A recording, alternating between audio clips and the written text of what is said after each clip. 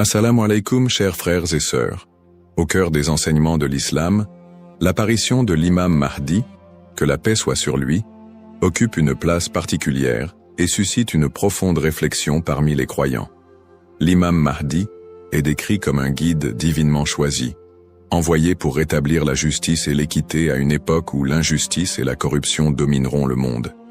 Cette prophétie, profondément ancrée dans les hadiths du prophète Muhammad, Saus, est une source d'espoir pour des millions de musulmans à travers le globe. Dans un monde marqué par l'incertitude, les conflits et les crises, beaucoup se tournent vers les signes de la fin des temps pour mieux comprendre les événements qui les entourent. L'idée de l'apparition prochaine du Mahdi est perçue non seulement comme un événement spirituel, mais aussi comme une promesse de renouveau et de paix universelle.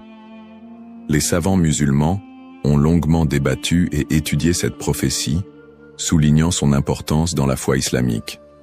Aujourd'hui, face aux défis contemporains, l'intérêt des musulmans pour ce sujet s'intensifie.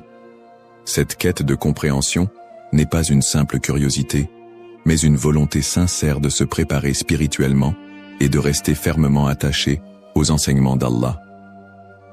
Dans cette vidéo, nous allons explorer les prophéties liées à l'imam Mahdi, les signes annonciateurs de son apparition et leur pertinence dans notre époque. Avant de commencer cette vidéo, n'oubliez pas de liker cette vidéo, car cela nous donne beaucoup de force pour continuer à partager du contenu bénéfique.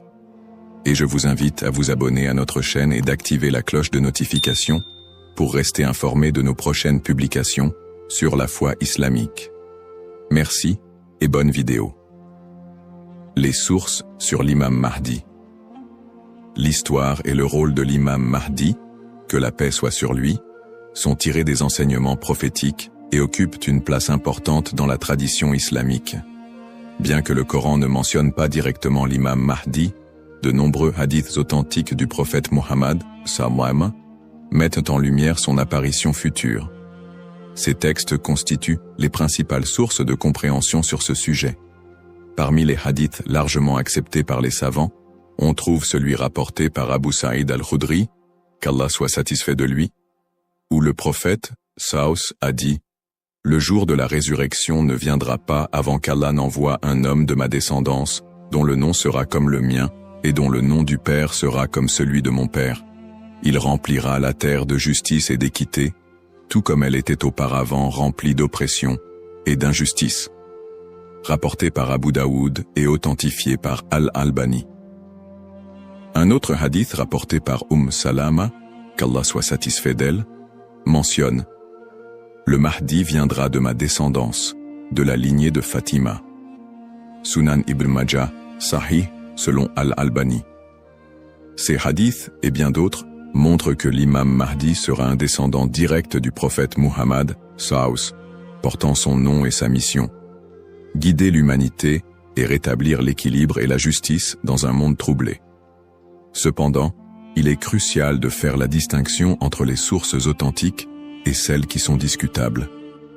Les savants de l'islam ont mis en garde contre l'utilisation de hadiths faibles ou inventés pour alimenter des spéculations sur l'imam Mahdi. Par exemple, certains récits non authentifiés décrivent des événements exagérés ou incompatibles avec les enseignements fondamentaux de l'islam. Ces récits, bien qu'ils puissent captiver l'imaginaire populaire, ne doivent pas être utilisés pour fonder nos croyances. L'imam Ibn Kathir, dans son ouvrage Al-Bidaya wal-Nihaya, a compilé plusieurs récits authentiques sur le Mahdi, tout en dénonçant les récits non fiables. De même, des savants contemporains comme Sheikh Al-Albani ont travaillé pour classifier les hadiths sur ce sujet, permettant aux croyants de se baser uniquement sur des textes crédibles. En tant que musulmans, il est de notre devoir de ne suivre que ce qui est prouvé par les textes authentiques et validé par les savants. L'imam Mahdi est une figure réelle dans la foi islamique, mais les spéculations et exagérations doivent être évitées. La connaissance vérifiée, transmise par des chaînes de narration fiables, est essentielle pour une compréhension correcte. Ainsi, avant de discuter ou de croire à certaines affirmations concernant l'imam Mahdi, il est important de se référer aux sources validées et d'agir avec prudence. ce sujet n'est pas un espace pour les opinions personnelles ou les interprétations hasardeuses, mais plutôt une opportunité d'approfondir notre foi avec sérieux et sincérité. Les signes avant-coureurs de son apparition. L'apparition de l'imam Mahdi, que la paix soit sur lui, sera précédée de nombreux signes prophétiques annoncés par le prophète Muhammad SAW. Ces signes, regroupés en deux catégories principales, majeurs et mineurs, servent d'indicateurs pour les croyants. Ils rappellent l'approche de la fin des temps et l'importance de se préparer spirituellement. Les signes mineurs de la fin des temps. Les signes mineurs, également appelés Ashrat al-Sa'a, sont des événements qui se manifestent progressivement dans le temps. Beaucoup d'entre eux sont déjà visibles aujourd'hui. Parmi les signes mentionnés dans les hadiths, la prolifération des injustices et des oppressions. Le prophète, sallallahu a dit, « Quand l'autorité sera donnée à ceux qui ne la méritent pas, alors attends-leur. » Sahih al-Bukhari. Ce signe est visible à travers la corruption généralisée, les injustices sociales et l'abus de pouvoir. La multiplication des divisions parmi les musulmans. Le prophète, sallallahu, a mentionné que la communauté musulmane sera fragmentée en différents groupes, chacun suivant son propre chemin. L'apparition d'innovations religieuses et la négligence de la sunna les croyants délaisseront les enseignements du Coran et de la sunna, tandis que les innovations deviendront courantes. L'expansion des richesses matérielles mais une pauvreté spirituelle. Dans un hadith rapporté par Abu Huraira, le prophète, sallallahu, a dit « L'heure ne viendra pas avant que la richesse ne devienne abondante au point que personne n'acceptera une aumône. » Sahih al-Bukhari. La dégradation des mœurs. Les valeurs morales seront mises de côté, et les comportements immoraux deviendront monnaie courante. Ces signes, bien qu'inquiétants, sont aussi une opportunité pour les croyants de retourner vers Allah, de se repentir et de renforcer leur foi.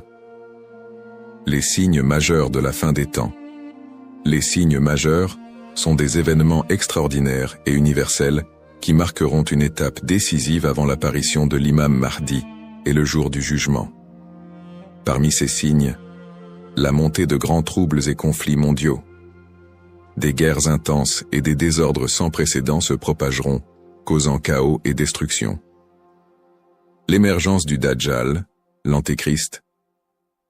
Le Dajjal apparaîtra comme un grand trompeur, prétendant être divin.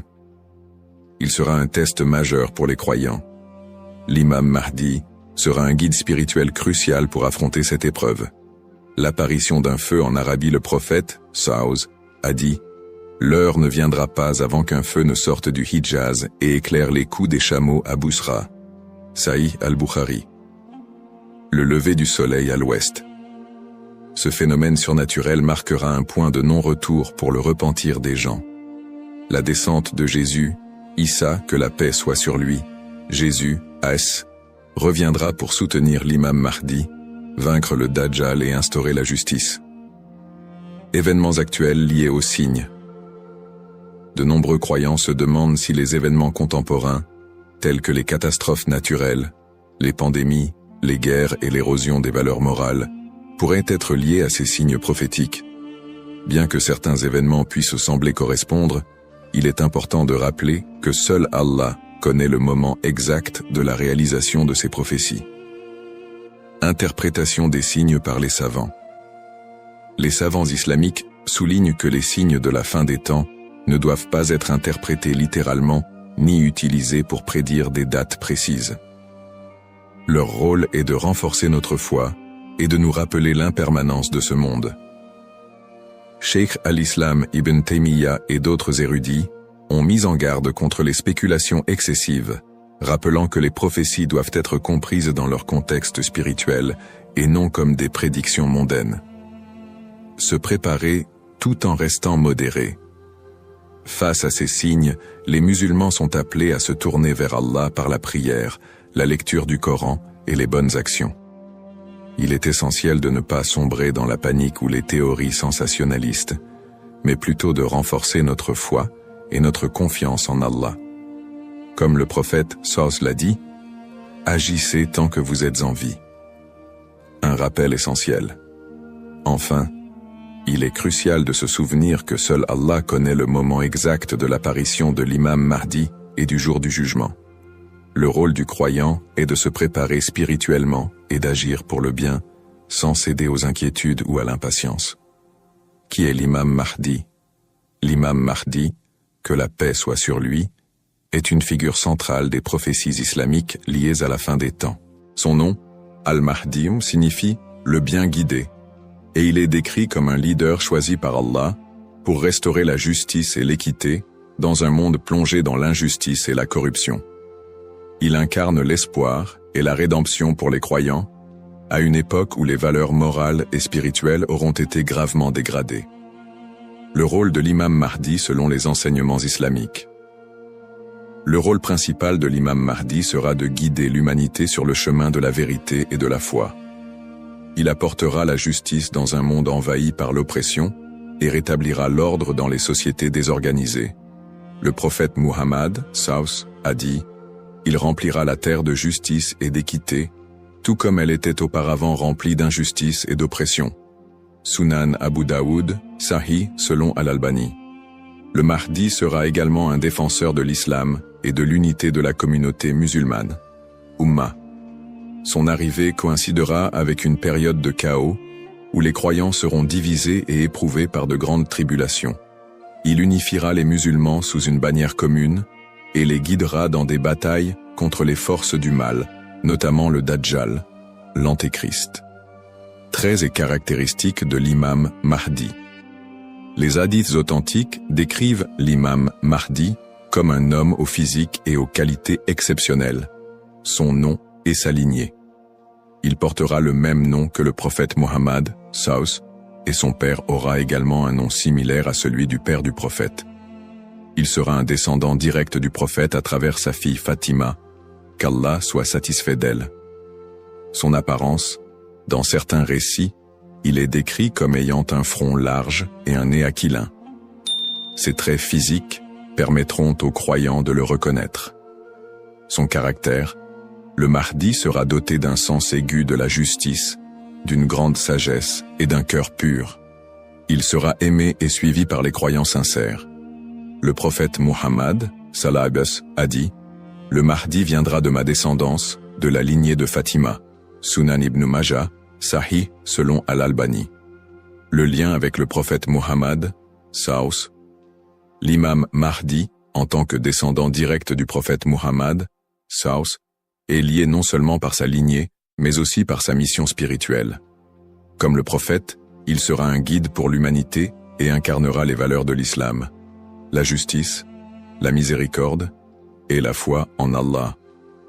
Sa venue est perçue comme une continuation de la mission prophétique, avec un accent particulier sur la restauration de l'équilibre dans un monde corrompu. Pourquoi est-il tant attendu par les croyants? L'attente de l'imam Mahdi est profondément enracinée dans l'espoir de voir un monde meilleur. Les musulmans voient en lui un symbole d'espoir, surtout dans les moments de grandes difficultés et d'injustice. Espoir de justice universelle, dans un monde où les inégalités et les oppressions sont omniprésentes, l'imam Mahdi est attendu comme celui qui rétablira l'équilibre et donnera à chacun son droit. Unité de la communauté musulmane. À une époque où les divisions parmi les musulmans sont nombreuses, il apportera l'unité et la paix au sein de l'Ummah. Un guide spirituel et moral. Alors que les valeurs spirituelles s'érodent, il sera un phare de lumière et un rappel puissant du message divin. Pour les croyants, l'imam Mahdi représente un renouveau spirituel et moral. Sa venue n'est pas simplement un événement futur, mais un rappel constant de l'importance de rester attaché à sa foi, de cultiver la justice et d'agir en tant que serviteur d'Allah.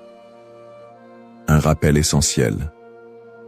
Bien que l'attente du Mahdi soit source d'espoir, il est important de se rappeler qu'Allah seul connaît le moment de son apparition. Comme le prophète Muhammad, Saus, l'a dit, il viendra au moment qu'Allah aura choisi pour lui.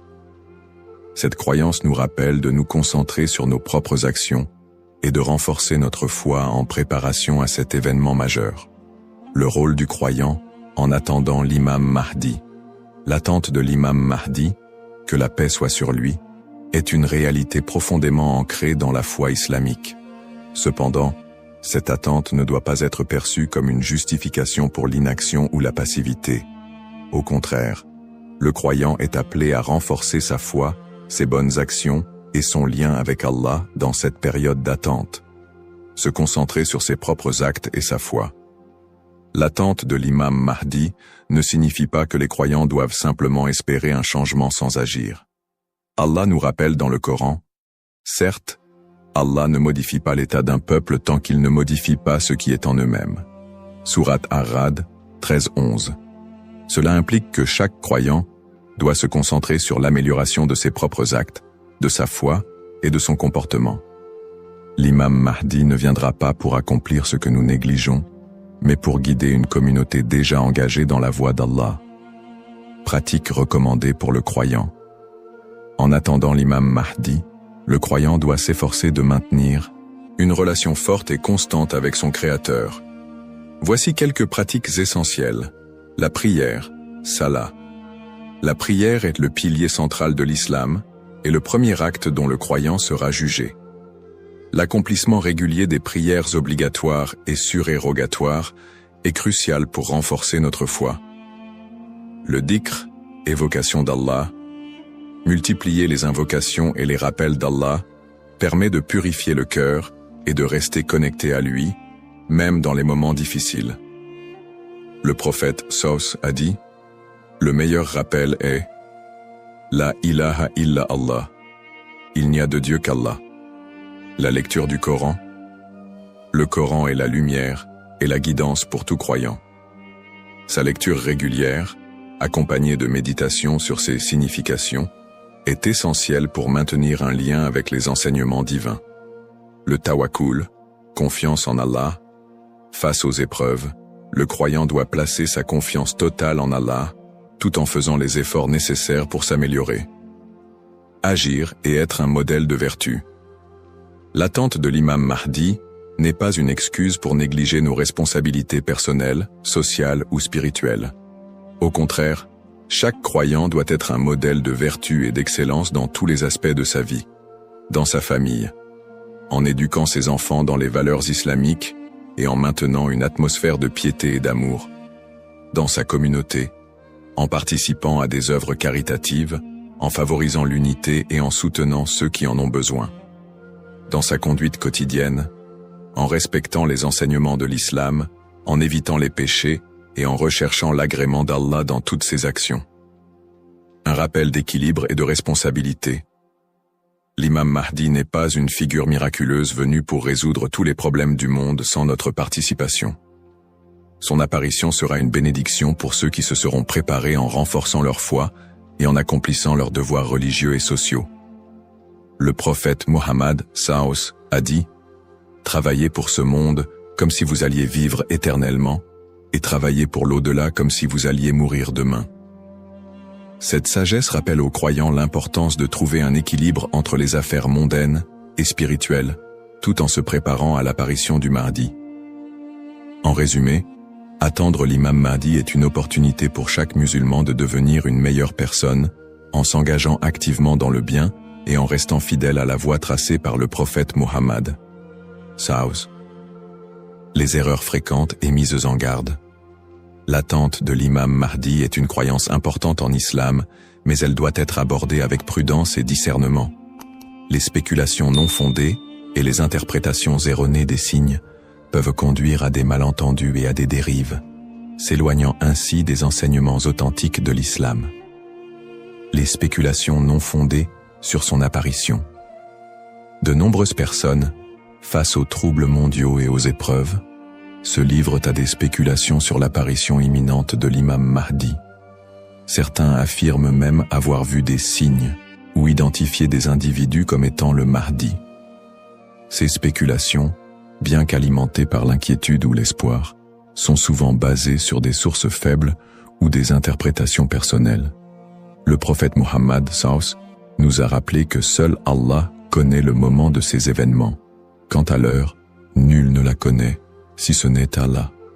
Sourate Luqman, 13-6 13-6 4. Il est donc essentiel de rester vigilant face à ceux qui prétendent connaître des détails précis ou fixer des dates, car cela va à l'encontre des enseignements islamiques. Les dangers d'interpréter les événements sans preuve solide. L'histoire a montré que certains individus ou groupes ont abusé de la croyance en l'imam Mahdi pour manipuler les gens, provoquer des divisions ou instaurer des mouvements extrémistes. Ces interprétations sans fondement solide peuvent semer la confusion et détourner les croyants de leur foi. Les savants mettent en garde contre l'interprétation erronée des textes prophétiques sans une connaissance approfondie. L'utilisation des événements actuels pour affirmer des prophéties sans preuve solide. La propagation de fausses informations ou d'idéologies qui ne reposent pas sur le Coran et la Sunna. Les conseils des savants pour éviter les dérives. Pour se prémunir contre ces erreurs, les savants recommandent les points suivants. S'appuyer sur les sources authentiques, étudier les hadiths authentiques et éviter les récits douteux ou faibles. Ne pas se précipiter dans les conclusions, rester humble et reconnaître que seul Allah connaît la vérité absolue. Consulter les savants compétents, s'adresser à des érudits fiables pour toute question ou doute sur les prophéties. Se concentrer sur ses propres actes, plutôt que de se perdre dans des spéculations inutiles, renforcer sa foi et accomplir ses devoirs religieux. Un rappel essentiel. L'apparition de l'imam Mahdi est un événement certain, mais son moment reste un secret d'Allah. Le prophète Muhammad SAW nous a enseigné l'importance de ne pas se perdre dans des conjectures, mais de rester attaché aux principes de l'islam et de faire confiance à Allah. Celui qui place sa confiance en Allah, il lui suffit. Sourate At-Talaq, 65-3. En résumé, chaque croyant doit éviter les pièges des spéculations et des interprétations erronées et se concentrer sur l'essentiel, sa relation avec Allah et son engagement à suivre les enseignements du prophète SAW. L'importance de l'espoir et de la confiance en Allah. Dans un monde rempli de défis, d'épreuves et d'incertitudes, il est essentiel pour les croyants de maintenir un profond sentiment d'espoir et une confiance absolue en Allah.